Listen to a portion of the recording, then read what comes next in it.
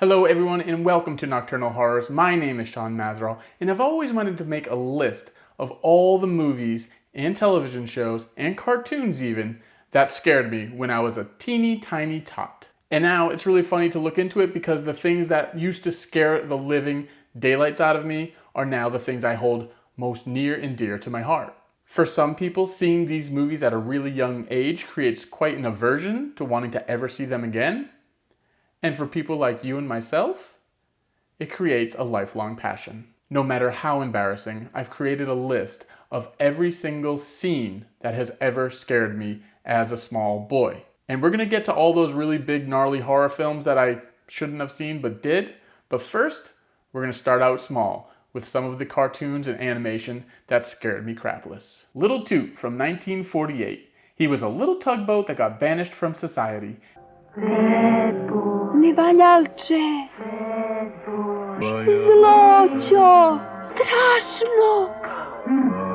Страшно. And then there's Disney's Halloween Treat, which I literally play every single October. The Fantasia moments scared me with this evil presence and these spooky flying dead things, but there was nothing worse than some psychotic murdering ape trying to hurt poor Donald Duck and family. Even Mr. Boogedy, featuring John Astin and a very young Christy Swanson and David Faustino, got to me. But when we finally see Mr. Boogedy, aka the Boogedy Man, it was game over. Boogedy! Boogedy! And then there's my H.G. Wells adaptation phase, apparently. The old science fiction films my dad let me watch with him, probably thinking they were too goofy to scare me. He was wrong.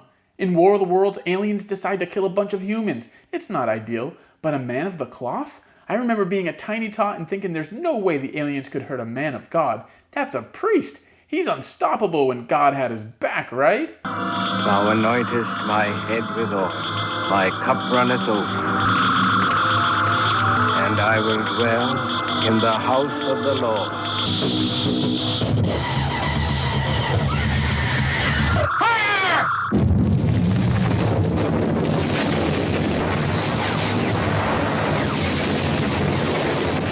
That alien blew up that priest so fast, and I still recall wondering how important is religion if it can't save you from killer aliens. And then there's those underground dwellers, the Morlocks, in the Time Machine. I remember being so revolted by the Guy Pearce remake of this film because the original with Rod Taylor absolutely terrified me.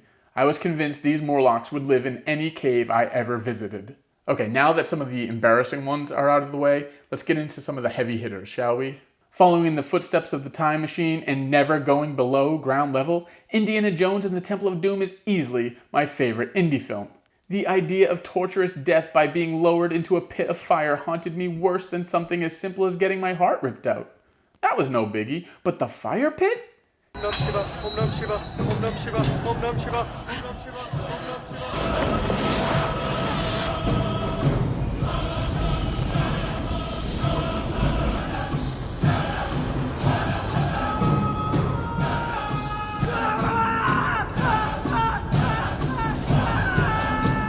And remember when Whoopi Goldberg, Demi Moore, and Patrick Swayze showed us there was life after death? There were the good ghosts when you were a good person, and then there were these things. You're dead, Willie.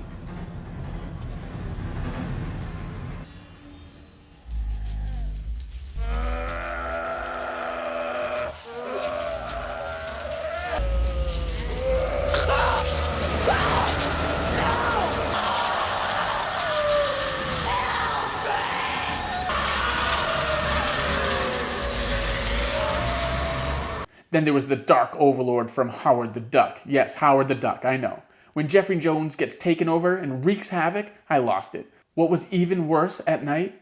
My older brother used to pretend to be possessed by the Dark Overlord and attacked me when we were supposed to be doing fun things like, looking in the mirror and finding Bloody Mary. Evil unlike any you can imagine is about to engulf the earth.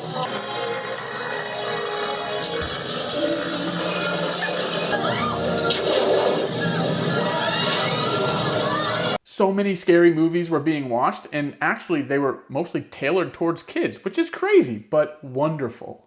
They were women turning into the most hideous of witches who despise children. And then there's a whole world of monsters living underneath our bed and ripping their faces off, and weird, skinny, feathery things with beaks detaching their heads, and short, round, scary trolls stealing souls and turning them into miniature wood figurines. And those crazy eyes and the fear in the Toon's eyes before its death, and that Ghostbusters opening that had the old lady apparition scaring me of libraries and a gigantic bear terrorizing families in my favorite comfort film of all time, and a fast, strangely colored boat trip through chocolate with Willy Wonka, and then there's the Reverend. Never, and I mean never, did I ever want to look an old, skinny white man in the eyes. Never did I ever want to see an old, skinny white dude smiling at me. Kinda a good rule to live by, right? Never did I want to go to church and listen to a reverend. Poltergeist is an absolute classic, but Poltergeist 2 was the real nightmare. Are you lost, sweetheart? You're gonna die in there! All of you! The end of the world is coming. You are gonna die! For the end comes and goes, but Kane won't let them leave. I'll never forget the first true horror movie I saw on accident when I was incredibly young. Amityville Horror. The red eyes got to me pretty good, but when those bees started buzzing and that hideous, awful voice that came from nowhere screamed out, I was petrified. And I'll never forget that feeling. It's the very feeling I hope to get when I start any horror movie.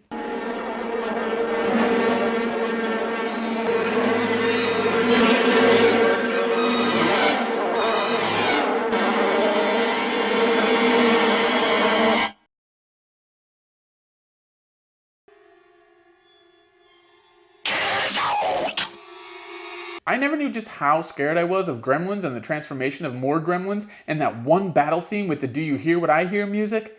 I never knew until my dad bought a large stripe action figure for me and put it at the foot of my bed. And when I woke up and saw it, I screamed and screamed and screamed.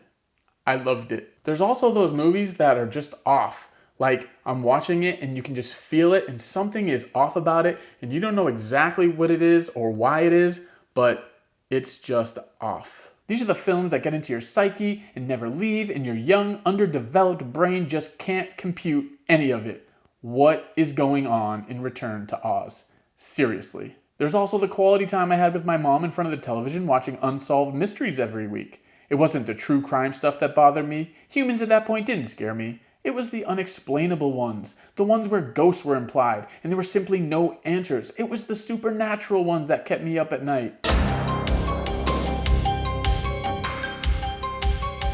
And then there's the two scariest moments in cinema of all time. And the first one takes place in a cab of a truck. Never in all my years had I seen anything quite like the face of Large Marge. And then when Pee-wee was inside the bar and seeing everyone's reaction to him saying, "Large Marge sent me," I was beyond petrified of that transformation. It looked like this! I remember having to watch it over and over and over on my VCR using the slow motion button where you could play it like one frame, one tiny frame at a time, one remote control click at a time, and I studied it click by click by click by click. No matter how scared I was, I had to see every inch of that face. It's still the greatest build-up and payoff in the history of motion pictures. And my final scariest moment of my childhood, Pet Sematary. While the death of Gabe in Pet Sematary had a huge impact on me, I mean huge, children were not immune to death. Anything could happen at any time to anyone, no one was safe, but Zelda. Haunting, sickly Zelda. Her body, her movement, her voice, her laughter. Stephen King gave us a supernatural tale, and Mary Lambert made me realize that maybe the supernatural stuff wasn't the things we should be scared of the most. Sickness and disease were real. Death doesn't just happen quick and painless like it did for Gabe. Death can take its time. Death can torture the dying and everyone around. These were the truly terrifying things none of us could ever escape. No one has ever not gotten sick. No one was ever going to escape death. Never get out of bed again! Never get out of bed again! Thank you so much for going down memory lane with me. This was a true blast. Please let me know in the comments below, What was the film that scared the living crap out of you as a kid? Thank you so much.